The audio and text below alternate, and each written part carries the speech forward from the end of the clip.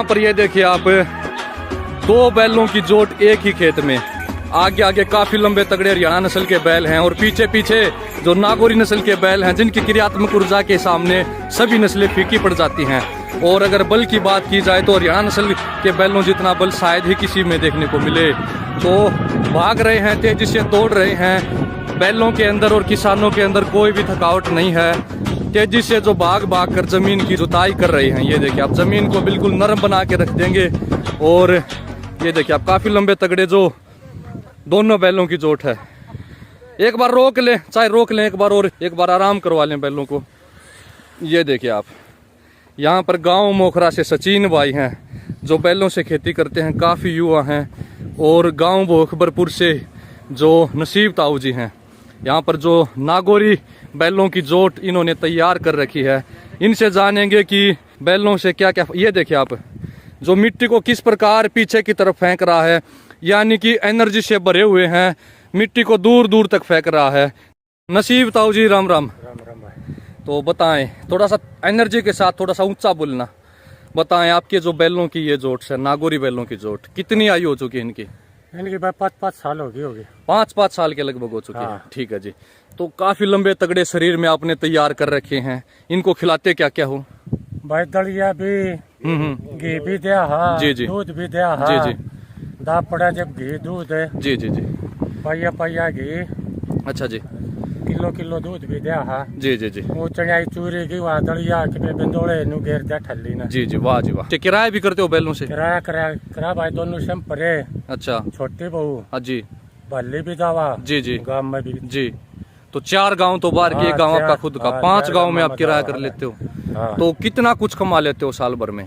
भाई साल में 1.5 का भी जोटा लग जा, 2 का भी लग जा, 2.5 का भी लग जा। 2.5 का भी लग जा। लगभग 2 लाख रुपए लगाओ प्रति सीजन के, 1 लाख रुपए बच जाते हैं आराम से। ठीक है जी, ठीक है। तो जैसे यहाँ पर लगभग 1 एकड़ की जमीन है ये, इसमें कितना समय लगाएंगे बैल इसकी जुताई करने में? 1 घंटा। 1 घंटे में? वाह जी वाह जी। तो 1 घंटे में ईख भी बो दोगे? हाँ, ईख बो जाएगा। वाह जी वाह। और ट्रैक्टर से तो 1 घंटे में नहीं होगा? तो घड़ा पल्ला ट्रैक्टर तो जैसे ट्रैक्टर हल लग जाओ, एक में बड़द पल्ला लग गया। हाँ, बैल पहले हल देंगे, क्योंकि जो ट्रैक्टर है, जैसे यहाँ से ट्रैक्टर आएगा उससे मुड़ा नहीं जाएगा। एक बार बैक होगा, एक बार फिर आगे जाएगा, फिर जी जी जी जी, उनसे ज्यादा स्पीड में चलेंगे। यहाँ पर देख भी लिया है, ट्रैक्टर बिल्कुल धीरे धीरे चलता है, लेकिन बैल तेजी से भागता है। पेट में पास है कि मैं गिरा है तो ये चल रहा है। बिल्कुल जी बिल्कुल। मैं ना गिरा है तो ये एक शांत किला भी ना काट है। बिल्कुल जी बिल्कुल बिल्कुल। तो वो खिलाने पिलाने के ऊपर बात। आप खुराक का है, आप अगर अच्छी खुराक देंगे तो अच्छे चलेंगे। और एक फायदा बैलों का और भी है, जैसे यहाँ पर जो हल है, ऐसे हल को बनवाना पड़ेगा। अगर सभी किसान बैलों से खेती करने लग जाएं तो हल का काम लोहार को मिलेगा, और जो लकड़ी का ये काम है ये खाती को मिलेगा। इससे जो स्वयं रोजगार उत्पन्न होगा और लोगों में जो बेरोजगारी है इसको दूर किया जा सकेगा। जैसे आपकी उम्र काफी हो चुकी है, तो आपने देखा होगा अपने बचपन में बहुत सारे लोगों को रोजगार मिलता था बैलों से। रोजगार तो बड़ा मिला था। जी जी। कैसे कैसे? पग्गी रखता ना और ना। जी जी जी। नैसा काम कर दिया, क्या ना कैसा जी जी, बंद कर दिया। बिल्कुल जी। तो कंपनी अगर ट्रैक्टर बनाती है तो ट्रैक्टर बनाने वाला करोड़पति है, अमीर है। वो अपने खुद का परिवार पालने के लिए नहीं, वो अमीर बनने के लिए ट्रैक्टर बेचता है। लेकिन इसके विपरीत अगर हम बैलों से खेती करते हैं तो जो हल को बनाता है या जुए को बनाता है या बैलों के कृषि यंत्र को बनाने वाला लोहार है या खाती है या कोई मिस्त्री है, वो अपने परिवार का पेट भरने के लिए ये काम करता है। तो ये फायदे देखने को मिलते हैं अगर हम बैलों से खेती करेंगे तो यहाँ पर ये देखिए, चलने दें, आप भी चलने दें। ये देखिए आप, तो काफी लंबी तगड़ी हरियाणा नस्ल की जोट और पीछे पीछे जो नागौरी नस्ल की जोट एक ही खेत में देखने को मिली। तो ऐसा नज़ारा शायद ही आपको किसी अन्य वीडियोज में देखने को मिले कि बैलों की 2 जोट एक ही खेत में बड़ी तेजी से भागती हुई, बड़ी तेजी से चलती हुई। ये देखिए आप, तो दोपहरी हो चुकी है, अब बैलों को घर पे ले जाया जाएगा। बस थोड़ा सा ही समय रहता, 10 मिनट के बाद ही इस जमीन की जुताई कर देंगे। तो एक बार थोड़ा सा रेस्ट भी दे दिया गया है। तो पुराने समय की कुछ नई बातें जानेंगे। तो दोनों तीनों चारों को राम राम। राम राम। हाँ जी। तो बताएं आप, पुराने समय में जैसे बैल रखते थे आप, और आज बैल कम देखने को मिलते हैं, तो पुरानी बातें बताएं। जैसे बैलों की क्या क्या खासियतें होती हैं, बैलों से किस प्रकार जो फायदे देखने को मिलते हैं, एक बार थोड़ा सा इधर आए आप। हाँ जी बताएं, पुरानी बातें बताएं। पहले तो ट्रैक्टर नहीं थे जी। हमारी याद में काम में 1 के 2 ट्रैक्टर था। अच्छा जी। ये घर घर 2 ट्रैक्टर हो रहे हैं। हाँ हाँ हाँ हमारा उठ गांव से जी।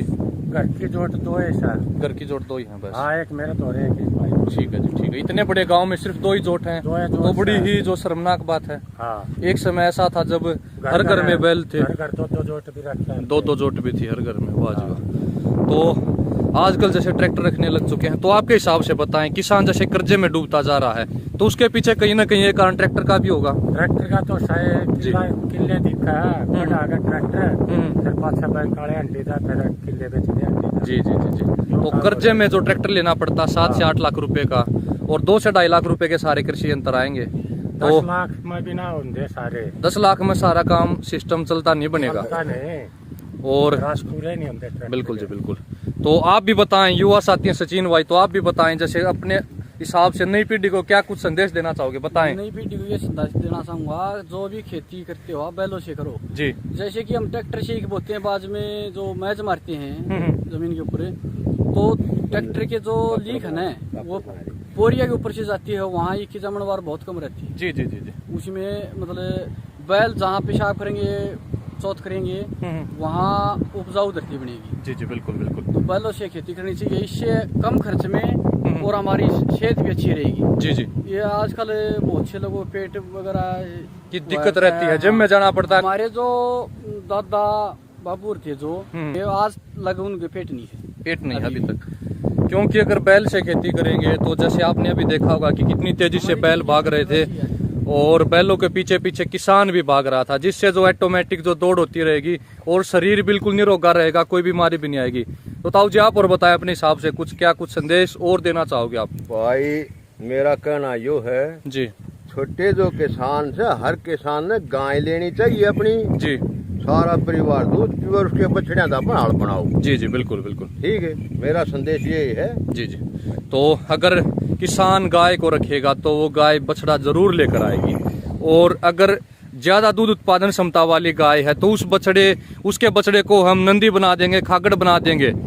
लेकिन अगर उसका दूध उत्पादन कम है तो उसको हम नंदी नहीं बना सकते, तो उसको हम बैल बना सकते हैं। और एक बात और बताना चाहूंगा, कुछ एक लोग जिनमें बहुत ज्यादा भावना है, वो कहते हैं कि बैलों से खेती नहीं करनी चाहिए, इनसे बैलों के ऊपर अत्याचार नहीं करना चाहिए।